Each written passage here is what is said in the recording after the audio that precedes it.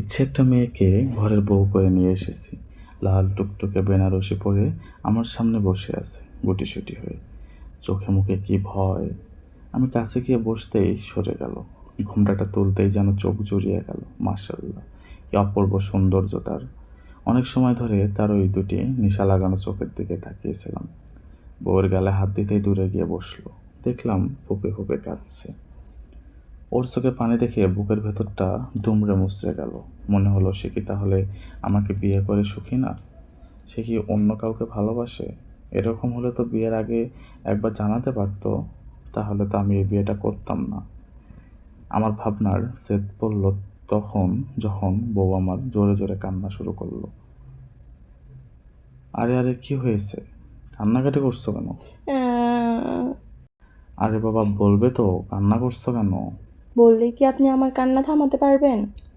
বলেই দেখো, চেষ্টা করব। আমার মায়ের কথা খুব মনে পড়ছে। আমি মায়ের কাছে যাব। আপনি নিয়ে যাবেন? আমি না মাকে ছেড়ে কখনো এভাবে থাকিনি। আচ্ছা শোনো, এখন তো রাত অনেক হয়ে গেছে, আর তাছাড়া আজ আমাদের বাসর রাত। এখন যদি আমরা তোমাদের বাসায় যাই, সবাই খারাপ ভাববে। আমি তোমাকে কাল নিয়ে যাব, প্রমিস। সত্যি নিয়ে যাবেন তো? বাবু, তিন সত্যি। এই, আমি মোটেও বাবু না, আমি অনেক বড়। তাই নাকি? তা আমার বউ কত বড় দেখি তো। আপনার থেকে একটু ছোট। আমাকে একটা জিনিস দেবেন? বলো। আমাকে এতগুলো চকোলেট আর আইসক্রিম কিনে দেবেন? এখন? এত রাতে? দোকান তো সব বন্ধ। আমি জানি না কিছু। আচ্ছা বাবা, যাচ্ছি যাচ্ছি। আর মুখ ফোলাতে হবে না। কি করার, বউয়ের আবদার মেটাতে বাসর ঘরে বউ রেখে গেলাম বৃষ্টির ভিতর আইসক্রিম আর চকলেট আনতে। এগুলো এনে বউয়ের হাতে দিতেই বউ তো খুশিতে লাফ দিয়ে উঠলো। আমাকে ছাদে নিয়ে যাবেন? এই বৃষ্টিতে সাথে যাবে? বৃষ্টিতে আপনার সাথে ভিজে ভিজে চকলেট আর আইসক্রিম খাবো। আচ্ছা চলো। কিন্তু আমি তো শাড়ি পরে হাঁটতে পারি না। আমি বউকে কোলে তুলে নিলাম, আর ও আমার টি শার্টের কলারটা আঁকড়ে ধরলো। ছাদের রেলিংয়ে হেলান দিয়ে দুজনে দাঁড়িয়ে আছি। ও একদম বাচ্চাদের মতো করে বৃষ্টিতে ভিজে ভিজে আইসক্রিম খেতে চলছে। আমি এক দৃষ্টিতে তাকিয়ে আছি। ঠোঁটের চারপাশ লেগে আছে। অজান্তেই একদম কাছে চলে গেলাম।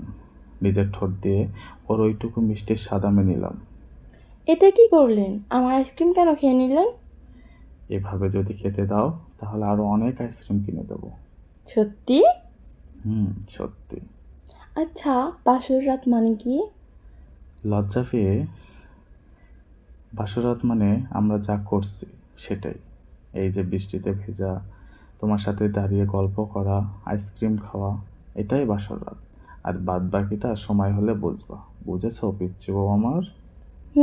বুঝলাম। আমার ঘুম পাচ্ছে, আমি ঘুমাবো।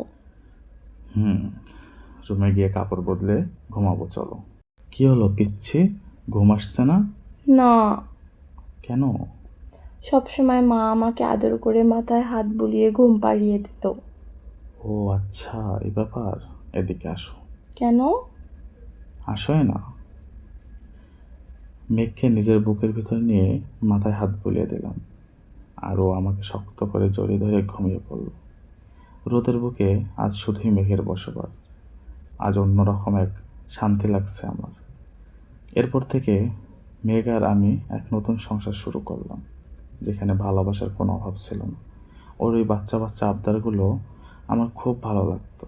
মাঝে মাঝে ওর সাথে বৃষ্টিতে হাত ধরে খালি পায়ে হাঁটা, ছাদে বসে জ্যোৎস্না দেখা, ওর ঠোঁটের আইসক্রিমটুকু খেয়ে নেওয়া, শীতের দিনে নিজের শার্টের ভিতরে ওকে নিয়ে জড়িয়ে থাকা, সব মিলিয়ে ভালোবাসায় পরিপূর্ণ ছিল আমাদের জীবন।